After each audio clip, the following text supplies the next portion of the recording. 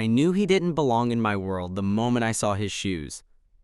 They were expensive, too clean, too deliberate, standing out like a joke against the cracked pavement of my neighborhood. Around us, the buildings leaned in on each other like they were tired of standing, windows barred, paint peeling, sirens whining somewhere in the distance. And there he was, hands in the pockets of a tailored coat, looking like he'd stepped out of a different life entirely. "Is this place safe?" he asked, not rudely, just honestly. I laughed before I could stop myself. "Depends who you are." That was the first thing I ever said to Alexander Hale. The name alone sounded rich. Turns out, he was richer than I could have imagined. I grew up on the south side of the city, the kind of place people only mentioned when something bad happened. My mom worked doubles at the hospital, my dad disappeared before I learned how to shave, and I learned early that survival mattered more than dreams. You keep your head down, you don't trust easily, and you definitely don't fall for guys who look like they belong on magazine covers. Alex didn't just look rich, he was rich. Old money rich. The kind where his family name was carved into buildings and whispered in boardrooms. He was an heir, whether he liked it or not. And judging by the tight way his jaw set whenever anyone mentioned his family, he really didn't like it. We met because life has a messed up sense of humor. I was working nights at a private event space downtown, setting up chairs and pretending not to listen to conversations I'd never be part of. Alex was there because it was his father's charity gala. I didn't know that at the time. All I knew was that he was standing alone near the bar, clearly uncomfortable, staring at his phone like it might rescue him. I offered him a drink. Not fancy, just whatever was closest. He smiled at me like I'd just done something brave. "You look like you hate this," I said. He snorted. "You have no idea." That should have been it. A moment. A smile. Two guys from different worlds brushing past each other. Instead, he asked my name. We talked in fragments at first. Safe things. Music. Bad movies. How fake everyone looked in their suits. He didn't talk down to me. Didn't flinch when I mentioned where I was from. And when someone called his last name from across the room, I saw the way his shoulders stiffened, like he was bracing for impact. Later that night, as I was heading out through the service entrance, he followed me. "Hey," he said, "do you want to get out of here?" I raised an eyebrow. "You mean kidnap a rich guy?" He laughed, real this time. "I mean coffee. Somewhere that isn't this." I should have said no. Guys like him didn't drift into my life without consequences. People like me didn't get fairy tale detours. But I said yes anyway. We walked. No driver, no car. Just the city at night, noisy and imperfect. He asked questions, real ones, about my job, my family, my plans. I didn't lie, but I didn't dress it up either. When I told him I dropped out of school to help my mom pay rent, his expression changed. Not pity, something closer to anger, like the world had personally offended him. By the time we reached the diner, one of those places with flickering lights and sticky tables, it felt like we'd known each other longer than a few hours. That was the problem. Because somewhere between burnt coffee and shared fries, I realized I liked him. And somewhere in the way his knee brushed mine under the table, the way his voice softened when he said my name, I knew this wasn't going to be simple. I didn't know yet about the pressure he lived under, the expectations, the family waiting to mold him into something polished and obedient. And he didn't yet understand what it meant to love someone who was always one missed paycheck away from losing everything. All I knew was this: we were standing in different worlds. And somehow, impossibly, we were already reaching for each other. If I'm being honest, I didn't expect Alex to call me. Guys like him didn't usually follow through. They flirted, disappeared, and then reappeared months later as a crazy night you were supposed to forget. So when my phone buzzed the next afternoon with an unknown number, I almost ignored it. Almost. "Hey," he said, voice low, hesitant. "It's Alex, from last night." I leaned against the cracked wall outside my apartment, watching a kid ride a busted bike down the street. "I remember." There was a pause, like he was smiling. Good. Because I didn't want to be the only one thinking about you all day. That should have been my warning. We started small. Coffee again, then a walk. Then dinner somewhere cheap enough that I didn't feel like a charity case. He never offered to pay unless I let him, and even then he made it feel equal. Like we were just two guys figuring something out, not a rich heir and a broke kid pretending confidence was free. But cracks showed early. The first time he came to my place, he went quiet, not judgmental, just stunned. My apartment was small, second floor, heat that worked when it felt like it, neighbors who yelled through walls like privacy was a myth. "You okay?" I asked. He nodded, but his eyes were everywhere. "Yeah, just different from what I'm used to," I shrugged. "Welcome to reality." He laughed softly, then caught my hand like he needed grounding. "I like it. It feels real." I didn't tell him that real came with eviction notices and unpaid bills. We didn't rush the physical stuff, which surprised me. When we finally kissed, it wasn't drunk or desperate. It was slow, careful, like we both understood this was something fragile. His hands trembled when they touched me, like he wasn't used to wanting something he couldn't buy or control. Being with him felt easy, too easy, until the world noticed. The first time we were seen together was at a restaurant near his place, an upscale neighborhood where even the sidewalks looked expensive. I felt eyes on me the whole time. My jacket was clean, but it wasn't right. My accent slipped when I laughed. I didn't belong, and everyone knew it. A man approached our table. Older, polished, the kind of guy who smelled like money. "Alexander," he said, ignoring me completely, "your father's been looking for you." Alex stiffened. I told him I wasn't going tonight. The man glanced at me then, quick and assessing. "Ah, I see." I wanted to disappear. Later, outside, Alex was furious. Not at me, at them. They don't get to decide who I'm with. I believed him. I wanted to. But pressure doesn't always scream. Sometimes it whispers. Sometimes it waits. His family dinners became mandatory.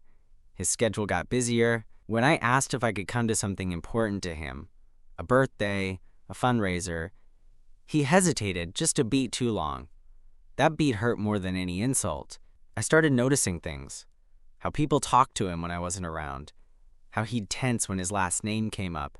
How he'd hold my hand tighter in public, like defiance, and looser when someone important passed by. One night, after an argument that wasn't really about anything, money, I think, or time, we sat on my couch in silence. "They think you're temporary," he said quietly. I swallowed. "And you?" He turned to me, eyes raw. "I think you're the only thing that feels like mine." That should have made me feel better. Instead, it scared the hell out of me.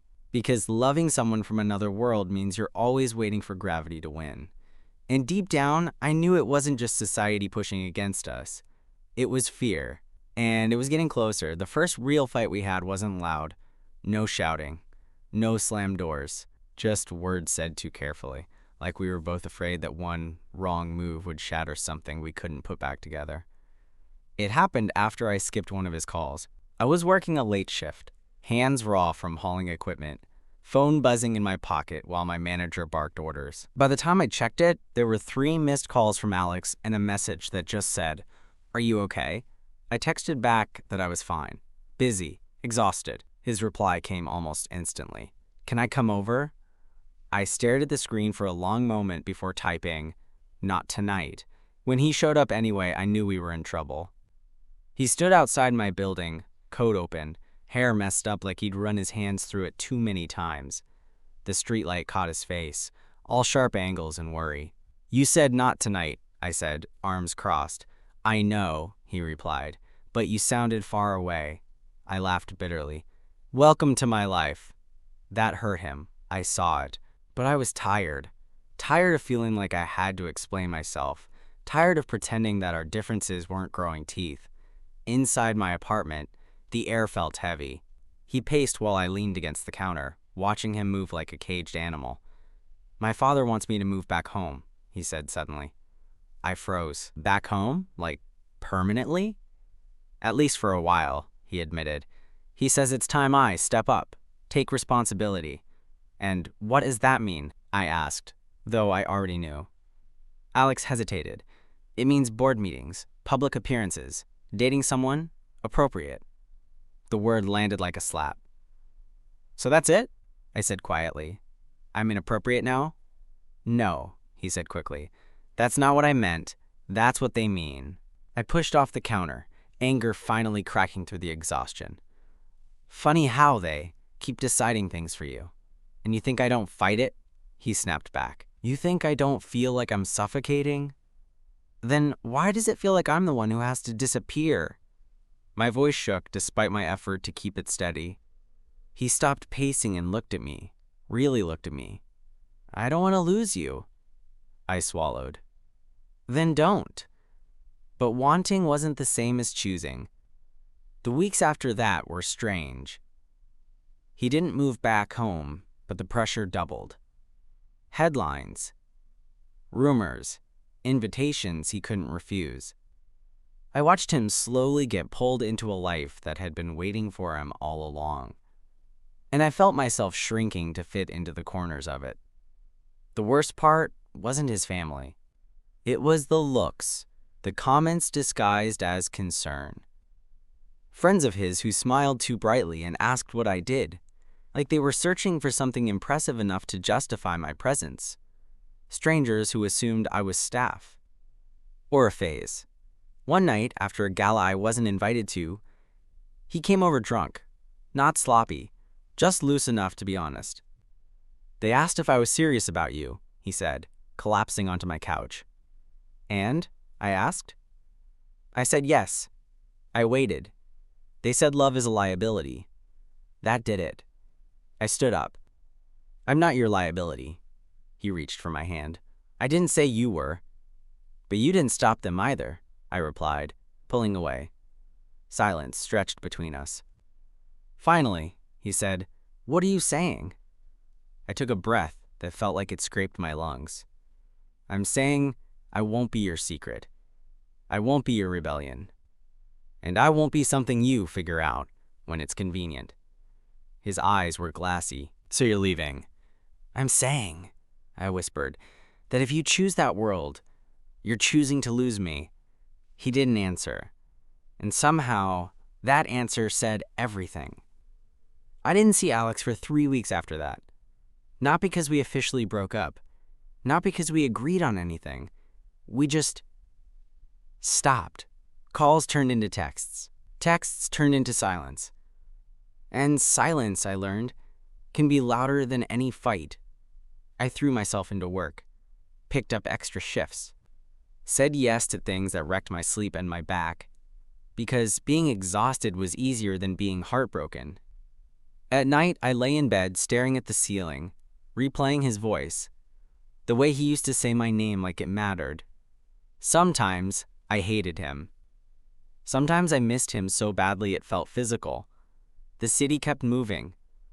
It always does. Bills came. My mom asked why I sounded tired all the time. Friends told me I deserved better, like that was supposed to flip a switch.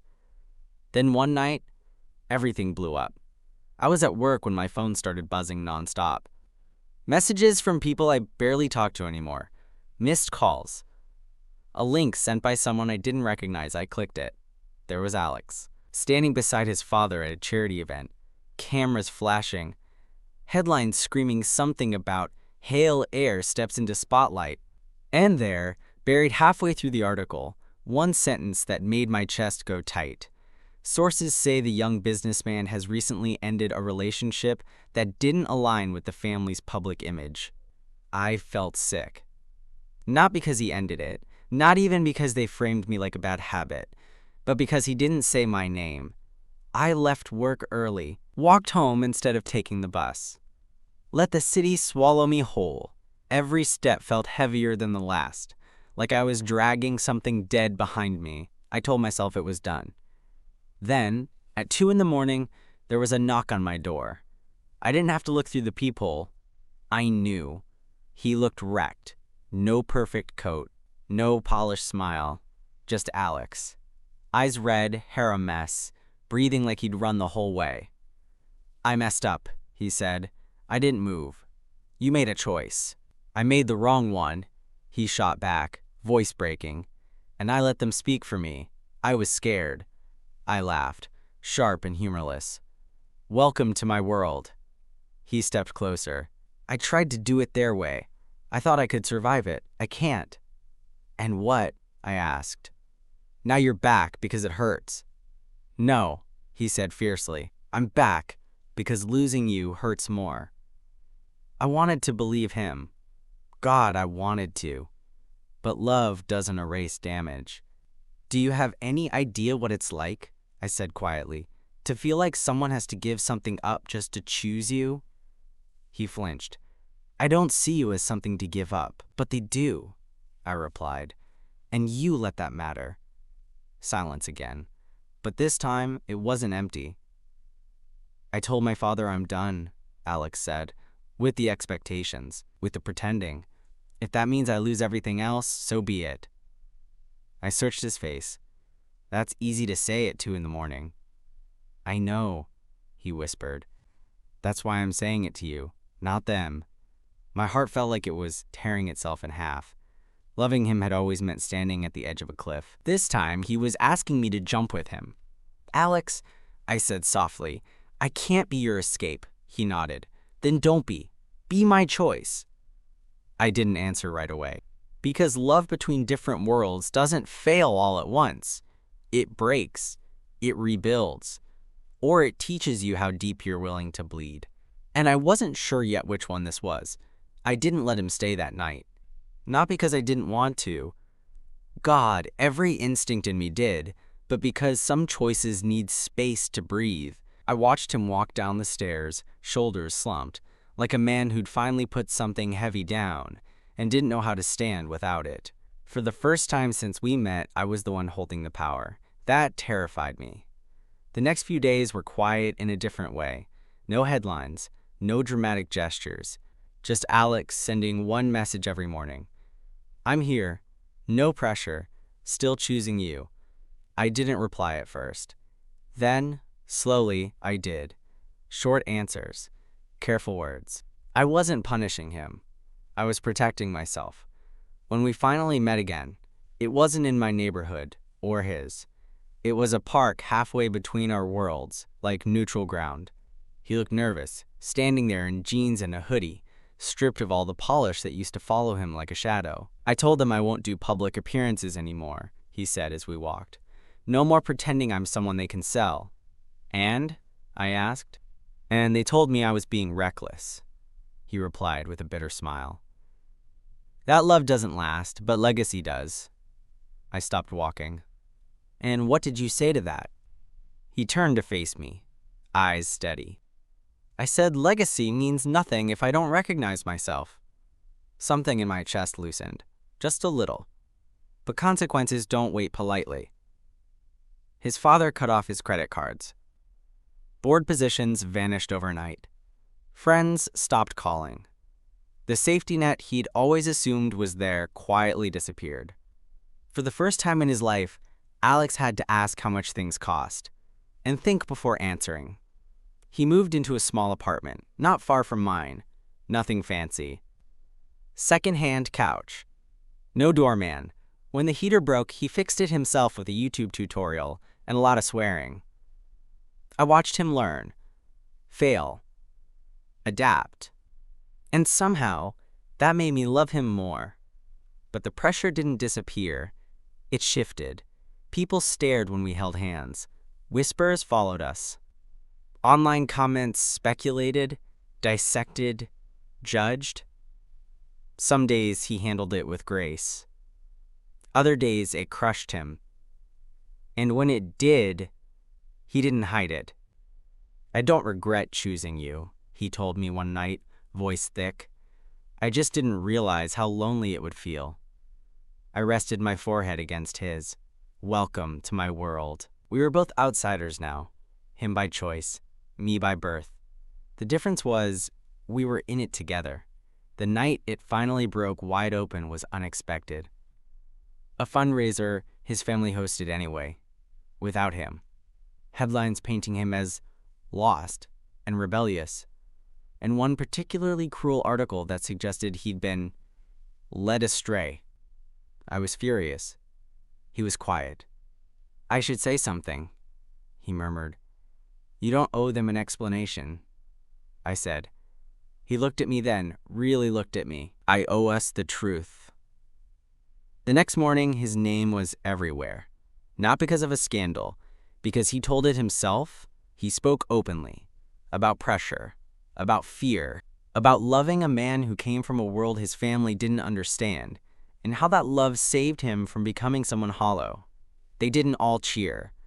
Some doors closed forever, but others opened, and for the first time, it felt like the ground beneath us wasn't cracking, but settling. Love didn't erase the difference between our worlds. It just taught us how to build a bridge. Fame is a strange thing when you don't ask for it. After Alex went public, not as a Heir, not as a scandal, but as a man in love, everything got louder. Support flooded in from places we didn't expect. So did hate. Messages telling him he was brave sat right next to ones calling him a disgrace. Some nights he read every word. Other nights he handed me his phone like it was burning him. "I didn't know it would feel like this," he admitted once, curled up beside me on my couch because his still didn't feel like home yet. "I thought being honest would make it easier." "It makes it clearer," I said, "not easier." The strangest part? My world didn't really change. My job was still exhausting. My neighborhood was still loud. Rent was still due. I was still the same guy who learned early not to expect safety nets. But suddenly, people looked at me differently. Like I was part of a story they felt entitled to comment on. A reporter waited outside my building one morning. "Do you think you're holding him back?" she asked, voice sugary, camera already rolling. I laughed in her face, not because it was funny, but because it was familiar. "Funny," I said. "No one asked if he was holding me back when I was invisible." She didn't use that clip. The pressure started finding new cracks to crawl through. Alex struggled with money in ways he never had. Pride is a hard thing to unlearn when you've never needed help before. I caught him staring at price tags, hesitating before ordering food, pretending he wasn't worried. One night, I snapped. "You don't have to punish yourself to prove something," I said. "You don't get points for suffering." He looked at me like I'd hit something raw. "I just don't want you thinking I'm slumming it." I stepped closer. "I don't want you thinking my life is something to adjust to." That fight hurt. But it was honest. And honesty, I was learning, was the only thing keeping us upright. The real test came when his father reached out. Not publicly, not through lawyers. Just a message asking to meet. Alex stared at the screen for a long time. "I don't know if I can do this." "You don't have to," I said. "I know," he replied. "But I think I need to." I didn't go with him. That was his bridge to cross. He came back hours later, eyes tired, expression unreadable. He said he still doesn't understand, Alex told me, but he sees that I'm serious, that I didn't break. I changed. "And how do you feel?" I asked. He exhaled slowly, like I finally stopped asking permission. Something in his voice was different. Stronger. Quieter. Weeks passed. Life didn't magically settle into peace, but it found a rhythm. Less chaos. More intention. We learned how to argue without wounding, how to love without keeping score. One evening, as we walked through my neighborhood, our neighborhood now, he squeezed my hand. "You know," he said, smiling softly, "I used to think love was something you protected with walls." I looked at him. "And now?" "Now I know it's something you defend by standing in it." The city buzzed around us. Sirens. Laughter. Life. Two worlds still different, still unequal, but no longer pulling us apart. The thing nobody tells you about choosing love is that it doesn't end with one brave decision. It's a series of smaller ones, made quietly, every single day. Months passed. Not the dramatic kind you see in movies. No sweeping montages or sudden resolutions. Just time. Work days. Groceries. Arguments about stupid things like dishes and whose turn it was to call my mom. Normality. Slowly earned. Alex found a job that had nothing to do with his last name. It paid less than what he was meant for, but he came home tired in a way that felt honest. Proud. When he handed me his first paycheck like it was a trophy, I laughed and kissed him so hard he dropped it. We moved into a place together eventually. Still small. Still imperfect. But ours.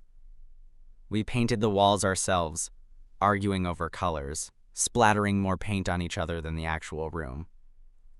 No one wrote articles about that. No one cared. And that was the point. One evening, sitting on the fire escape with cheap beer and the city humming below us, Alex went quiet. The good kind of quiet.